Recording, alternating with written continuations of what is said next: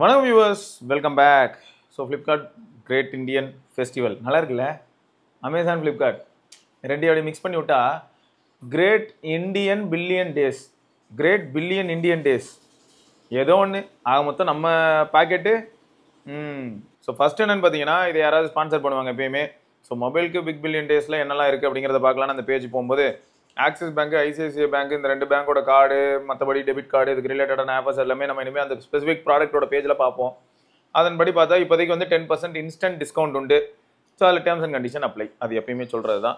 Title sponsor big billion days, title sponsor Samsung Galaxy AI, tech sponsor Intel Core Ultra, what shoppers loved last year அப்படின்னு சொல்லி ஒன்று போட்டு வச்சிருக்காங்க. I still can't believe 15 Pro was a star. Never thought I would own a latest iPhone this early. சரி, நம்மளை பொறுத்த வரைக்கும் என்னன்னா 15 Pro 16 Proவான்னு கேட்டால், first of all 15 Pro 16 Pro இந்த ரெண்டுமே வந்து காம்பேக்ட் சைஸ் அப்படின்ற ஆஸ்பெக்ட்குள்ளே கொண்டு வந்தாலும் 16 Pro வந்து இப்போ 6.3 இன்ச்சு, பழைய 15 Pro உங்களுக்கு 6.1 இன்ச்சு. ஸோ 15 Pro கொஞ்சம் சின்னதாக இருக்கிற மாதிரி தெரியலாம். பட் அது கையில் எடுத்து பார்க்கும்போது உங்களுக்கு 16 Proல இன்னும் நேரோ பெசல்ஸ்னால அவ்வளோ டிராஸ்டிக் சேஞ்ச் மாதிரி இருக்காது. ஆனால் 16 Proல கொஞ்சம் பெரிய டிஸ்பிளே அப்படிங்கிறது தெரியும். சரி, இதெல்லாம் தாண்டி இன்னொரு மேட்டர் என்னன்னா, பேட்டரி பேக்கப் அப்படிங்கிற ஒரு ஃபேக்டருக்குள்ளே போகிறதா இருந்தால் நீங்கள் வந்து அதுவும் ஐஃபோனில் ப்ரோ சீரிஸ் போகிறதா இருந்தால் ப்ரோ மேக்ஸ் மட்டுமே ஞாபகம் வச்சுக்கோங்க. ப்ரோ லெவல் அப்படின்னு சொல்லியிருக்காங்க. இதை கிளிக் பண்ணி உள்ளே போனோன்னு வைங்க. ஸோ ஒன்றும் இல்லை, 16 Pro 15 Pro ரிலேட்டடான டீல்ஸாக இருக்கலாம், இல்லாட்டி வந்து நமக்கு பிக்சலோட ப்ரோ சீரிஸாக இருக்கலாம். ஸோ இந்த மாதிரியான ப்ரோ சீரிஸ்க்கு ப்ரோ லெவல் அப்படின்னு போட்டு pro level photography, pro performance, pro display, pro productivity and connection. Okay. Trend setters of the sale வந்து மேலே டாப்பில் வந்து ஐஃபோனையும் மோட்டோரோலாவையும் வச்சிருக்காங்க. ஆமாங்க, அவங்க எல்லார்கிட்டையும் கேட்கணும்னு நினச்சேன். இப்போ கூட நம்ம G96 போட்டிருப்போம். இதை தவிர நம்ம நண்பர்கள் நிறைய பேர் வந்து G86 பவர் பற்றி கேட்குறீங்க. முடிஞ்சால் அதை வாங்கி நம்ம கவர் பண்ணணும். தேங்க்ஸ் டு தமிழன். ஸோ அவன் தான் வந்து டிவைஸ் கொடுத்துருந்தான். ஸோ அப்படி இருக்கும்போது பார்ப்போம், நம்ம வந்து G86 பவர் வாங்கி வீடியோ போட முடியுமா அப்படிங்கிறத நான் பார்க்குறேன். Vivo, Samsung, Realme, Oppo, Nothing, Poco, AI plus, Tecno, Pixel, Infinix, Mi, Alcatel. எவ்வளோ பிராண்ட்ஸில். ஓகே.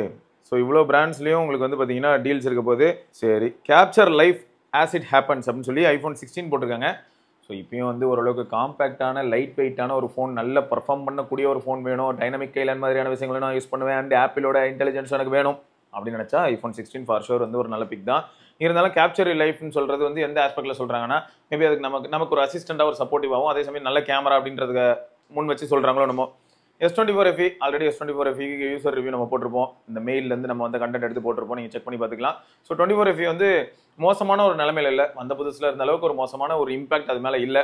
ஏன்னா ப்ரைஸ் பாயிண்ட்லேருந்து எல்லாமே ஓரளவுக்கு இப்போ அஃபோர்டபுள் கேட்டகரிக்குள்ளே வர ஆரம்பிச்சிருக்கு.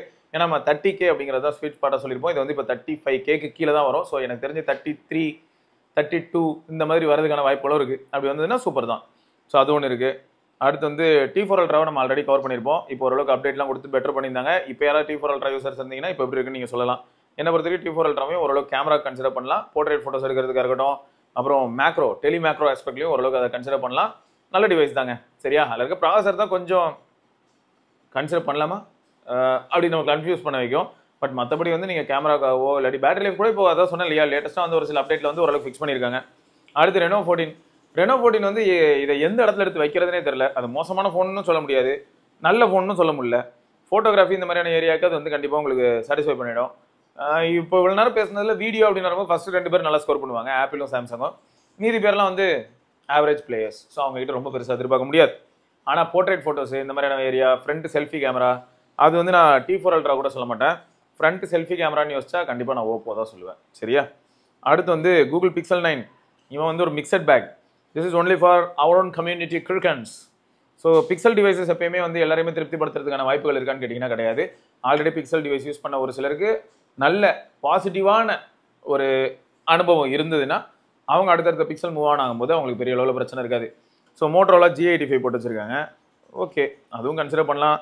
நத்திங் ஃபோன் 3A Pro கேமராவுக்கு கண்டிப்பாக நத்திங் ஃபோன் 3A Proவை ஓரளவுக்கு முன்னெடுத்து வைக்கலாங்க. அவ்வளோ மோசமான கேமராவும் கிடையாது. இந்த கேங்லேயே பார்த்தீங்கன்னா அதுவும் ஓரளவுக்கு டீசெண்டான ஒரு கேமரா தான். லாஸ்ட் A35 அதுவும் ஓரளவுக்கு ஸ்கோர் பண்ணும், தங்களுக்கு தெரியாது ஒன்றும் இல்லை.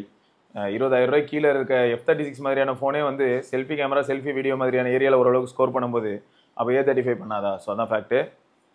Best display smartphone Edge 60. Okay, best display Edge 60 curved panel பயங்கர ப்ரீமியம், அக்செப்ட் பண்ணிக்கலாம்.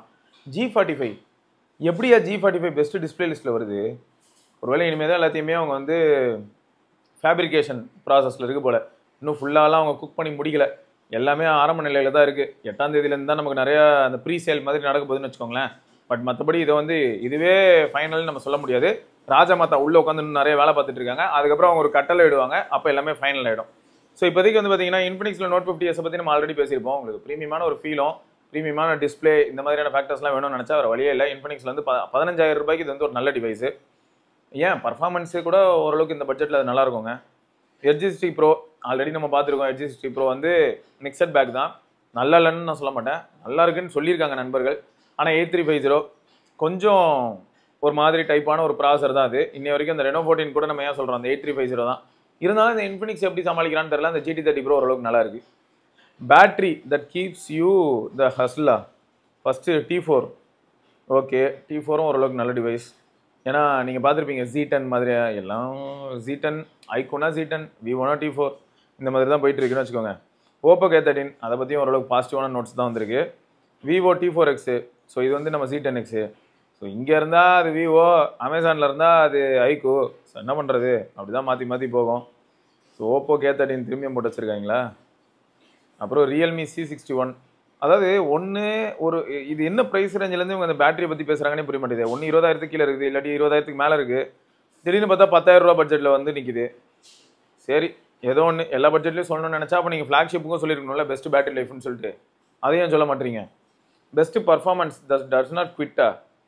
யாரெல்லாம் வரா அந்த பர்ஃபார்மன்ஸில்? போக்கோ F7 நிஜமாவே சூப்பராக தான் இருக்குது. இப்போ ரீசெண்டாக நம்ம சரத்து பார்த்தேன், அவன் நல்லா சூப்பராக தான் இருக்குது, எனக்கு ஜாலியாக இருக்குன்னு சொல்லி வெறுப்பேற்றிட்டு இருந்தான். அது தவிர விவோ T4R எனக்கு இது புரியலையே. இப்போது நமக்கு தெரியும் F7 எப்படிப்பட்ட ஒரு டிவைஸ்னு. அந்த இடத்துல திடீர்னு பார்த்தா 3A வந்து நிற்கிது, P3 வந்து நிற்கிது, T4 லைட்டு, ரியல்மி P3X. இல்லை என்ன சொல்ல வரீங்க எனக்கு புரியல. என்ன ஃப்ளிப்கார்ட் இது வந்து என்ன ஏர்லி ஸ்டேஜா? நான் தெரியாமல் உள்ளே வந்துட்டானா? அப்படி தான் இருக்குது பார்க்குறதுக்கு. ஒரு கிளாரிட்டியே இல்லையே. F7 வந்து performance orient device, okay, best பர்ஃபார்மன்ஸ்னு போட்டு மீதியெல்லாம் போட்டு வச்சிருக்கீங்க. இது என்ன லாஜிக்கில் போகுதுன்னே தெரில. ப்ளே அண்ட் வின்னா. அப்போ மக்கள் ஃபுல்லாக இங்கே தான் சுற்றிட்டு இருப்பாங்களா? இப்போ எல்லாருமே ப்ளே அண்ட் வின் இந்த மாதிரியான விஷயங்கள்லாம் வச்சு பார்த்துட்டு இருப்பீங்களா? எம்ஆர்பி ப்ரைஸ் இதுனா சேல் ப்ரைஸ் இப்படி மாதிரி தான். அது எப்படின்னு பார்த்தா extra off on exchange, bank discount. சரி, அப்புறம் கூகுள் வந்து அஃபிஷியலாக பணப்பையோட ஒரு டைப்பில் இருக்காங்க போல். ஸோ கூகுளோட பிக்சல் டிவைசஸ் வந்து ரீஃபர்ப்டாக பணப்பையில் நீங்கள் வாங்கலாம். சரியா? பணப்பை தான் வேறு யார் தெரியும்னு நினைக்கிறேன் உங்களுக்கு. ஸோ அவங்களுக்கு இதில் கிடைக்கும் அப்படின்னு சொல்லியிருக்காங்க with 12 months of warranty. So இந்த 12 months வாரண்ட்டி என்ன அப்படிங்கிறத கொஞ்சம் தெளிவாக படித்து பார்த்துக்கோங்க. வாரண்ட்டி நிஜமாவே நல்லா இருந்ததுன்னா அப்போது நல்ல கண்டிஷனில் ரீஃபர்ப்டோ இல்லை யூஸ்டு டிவைஸ் நம்ம கிடைக்குதுன்னா 12 months வாரண்டியோட கிடைக்கிறது நல்ல விஷயம் தான். எனக்கு என்ன ஒரு வருத்தம்னு பார்த்தீங்கன்னா, இந்த கூகுளும் சரி, ஆப்பிள், சாம்சங் இவங்க எல்லாருமே யூஎஸில் பார்த்தீங்கன்னா அவங்களோட அஃபிஷியல் வெப்சைட்லேயே இந்த மாதிரியான ரீஃபர்ப் டிவைஸ் விற்பாங்க, தனி டேப்ல தனி காலமில். ஸோ அவங்க கிட்டேருந்தே வாங்குற மாதிரி இருக்கும், டேரெக்டாக நமக்கு ஷிப் ஆகிடும். ஸோ இந்த மாதிரி பண்ணணும் பெட்டராக இருக்குமேனு தோணுச்சு. பட் ஏதோ ஒரு இனிஷியேட்டிவ் எடுத்திருக்காங்க, அதனால் நம்ம அதை வந்து வரவேற்கிறது தான் நல்லது இப்போதைக்கு. So refurbed device Google Pixel devices நம்மளால் வாங்க முடியும். எதன் மூலமான? பணப்பை, அதன் மூலமாக வாங்கலாம். ஸோ ஆல்ரெடி வீடியோ பார்க்குற நிறைய பேருக்கு இது புரிஞ்சிருக்கும். சரி, ஓகே. அடுத்து வந்து நோ காஸ்ட் இஎம்ஐ இருக்கான், எக்ஸ்ட்ரா எக்ஸ்சேஞ்ச் வேல்யூ, இதெல்லாமே சப்ஜெக்டிவ். நோ காஸ்ட் இஎம்ஐயும் கொஞ்சம் சப்ஜெக்டிவான விஷயம் தான். சூப்பர் காயின் ஆஃபருங்கிறது இவங்களோட தான்.